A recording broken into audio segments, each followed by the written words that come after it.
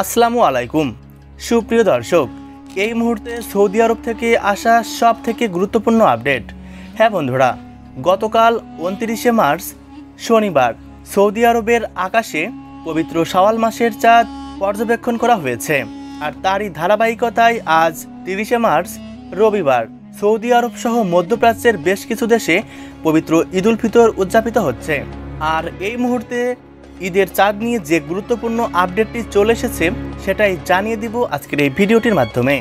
আর এমনই সব সঠিক তথ্য সবার প্রথমে পেতে অবশ্যই চ্যানেলটিকে সাবস্ক্রাইব করে পাশে থাকবেন। আর কমেন্ট বক্সে আলহামদুলিল্লাহ ঈদ মোবারক এটা লিখতে ভুলবেন না যেন। দর্শক বন্ধুরা, আজ 30শে মার্চ রবিবার, আর আজকে সূর্যাস্ত হবে সন্ধ্যা 6টা বেজে 13 মিনিটে এবং চন্দ্রাস্ত হবে সন্ধ্যা 7টা বেজে 17 মিনিটে। অর্থাৎ বুঝতেই পারছেন, সূর্যাস্ত হওয়ার ঠিক 1 ঘন্টা 4 মিনিট পরে চন্দ্রাস্ত হবে।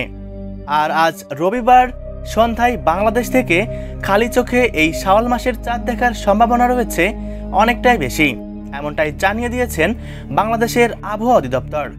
একই সাথে জানিয়ে দেওয়া হয়েছে আজ সন্ধ্যা কিংবা রাতের আকাশে Bangladesh, Pakistan, Bharat, Malaysia, Iran, Australia, Indonesia সহ অনেক দেশে এই শাওয়াল মাসের চাঁদ দৃশ্যমান থাকবে এবং আগামীকাল বাংলাদেশ, ভারতবর্ষ সহ এই সকল দেশগুলিতে পবিত্র ঈদ উল ফিতর উদযাপিত হবে।